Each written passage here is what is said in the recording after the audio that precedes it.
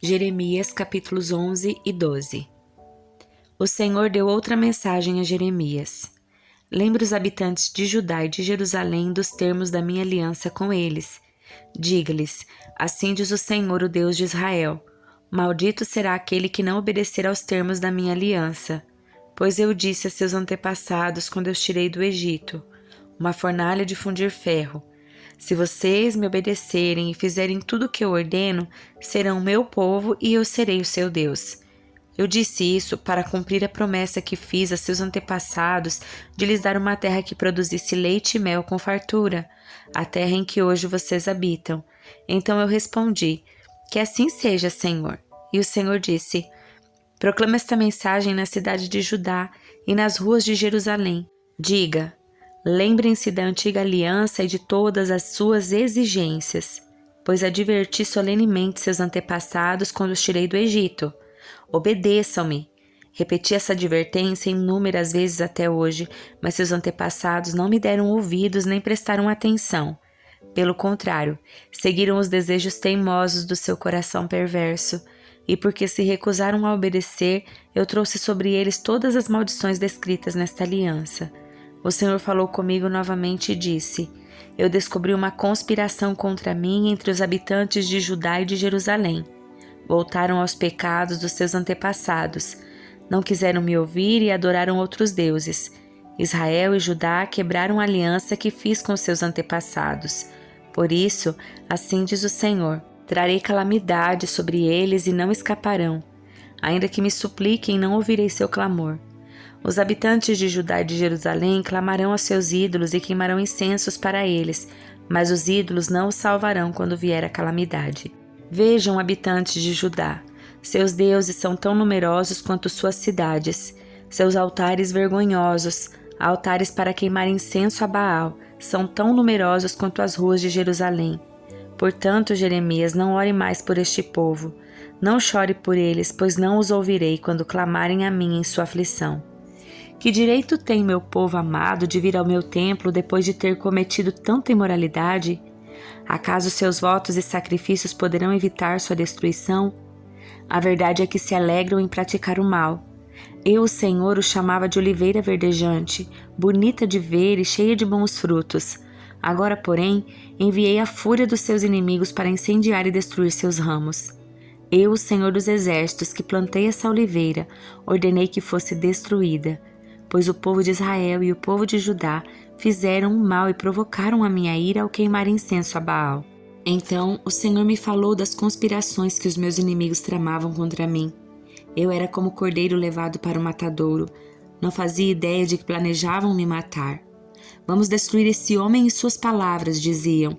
Vamos derrubá-lo para que seu nome seja esquecido para sempre. Ó Senhor dos exércitos, tu julgas com justiça e examinas pensamentos e emoções. Permite que eu veja a tua vingança contra eles, pois coloquei minha causa em tuas mãos. Assim diz o Senhor a respeito dos homens de Anatote que queriam me ver morto.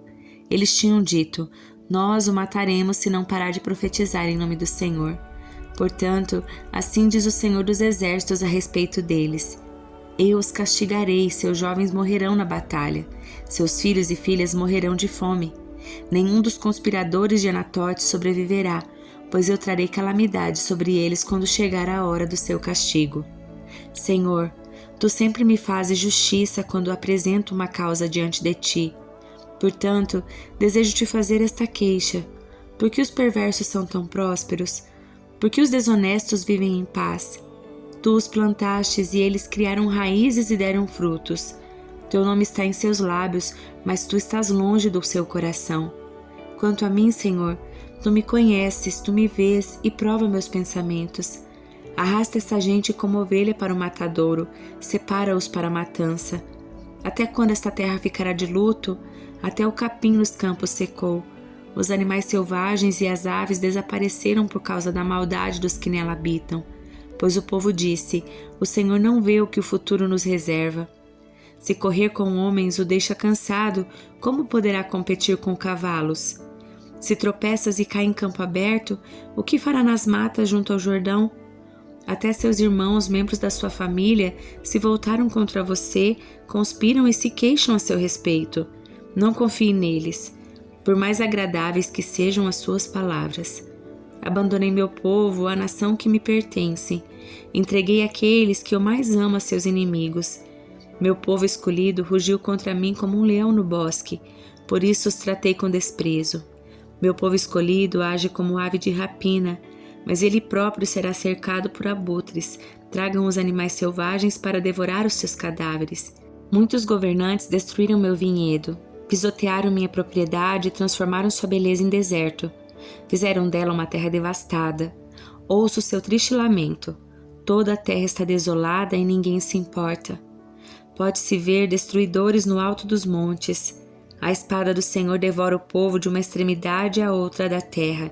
Ninguém escapará. Meu povo semeou trigo, mas colhe espinhos. Esforçou-se muito, mas de nada adiantou. Terá uma colheita de vergonha por causa da ira ardente do Senhor. Assim diz o Senhor: arrancarei das suas terras todas as nações perversas que se apossam da herança que dei ao meu povo Israel, e arrancarei Judá do meio delas. Depois disso, porém, voltarei a ter compaixão de todos eles. Eu os trarei de volta às suas terras, cada nação à sua herança. E se verdadeiramente essas nações aprenderem os caminhos do meu povo e jurarem por meu nome, tão certo como vive o Senhor, como ensinaram meu povo a jurar pelo nome de Baal, eles receberão um lugar no meio do meu povo. Mas qualquer nação que não quiser me obedecer será arrancada e destruída. Eu, o Senhor, falei. Salmo de número 114. Quando o povo de Israel saiu do Egito, quando a família de Jacó deixou aquela terra estrangeira, a terra de Judá se tornou o santuário de Deus e Israel se tornou seu domínio. O Mar Vermelho os viu chegando e se abriu, e as águas do rio Jordão recuaram. Os montes saltaram como carneiros e as colinas como cordeiros. Que aconteceu ao Mar Vermelho para que se abrisse? Que aconteceu ao rio Jordão para que recuasse? Por que ao monte saltaram como carneiros? Por que ao colinas saltaram como cordeiros? Estremeça a terra na presença do Senhor, na presença do Deus de Jacó. Ele transformou a rocha em açude. Sim, do rochedo fez nascer uma fonte de água. Primeira carta de Pedro, capítulo 4. Portanto, uma vez que Cristo sofreu fisicamente, armem-se com a mesma atitude que ele teve e estejam prontos para também sofrer. Porque se vocês sofrerem fisicamente por Cristo, deixaram o pecado para trás. Não passarão o resto da vida buscando os próprios desejos, mas fazendo a vontade de Deus. No passado, vocês desperdiçaram muito tempo praticando o que gostam de fazer aqueles que não creem. Imoralidade, desejos carnais, farras, bebedeiras e festanças desregradas, além da detestável adoração de ídolos. Agora, essas pessoas ficam surpresas quando vocês deixam de participar de suas práticas desregradas e destrutivas, e por isso os difamam. Lembrem-se, porém, de que eles terão de prestar contas àquele que está pronto para julgar a todos, vivos e mortos. Por isso, as boas novas foram anunciadas até mesmo aos mortos, pois embora estivessem destinados a morrer como todo ser humano, agora vivem para sempre com Deus pelo Espírito. O fim de todas as coisas está próximo. Portanto, sejam sensatos e disciplinados em suas orações. Acima de tudo, amem uns aos outros sinceramente, pois o amor cobre muitos pecados. Abram sua casa de bom grado para os que necessitam de um lugar para se hospedar. Deus concedeu um dom a cada um, e vocês devem usá-lo para servir uns aos outros, fazendo bom uso da múltipla e variada graça divina. Você tem o dom de falar? Então faça-o de acordo com a palavra de Deus. Tem o dom de ajudar? Faça-o com força que Deus lhe dá. Assim, tudo que você realizar trará glória a Deus por meio de Jesus Cristo. A Ele sejam a glória e o poder para todo sempre. Amém.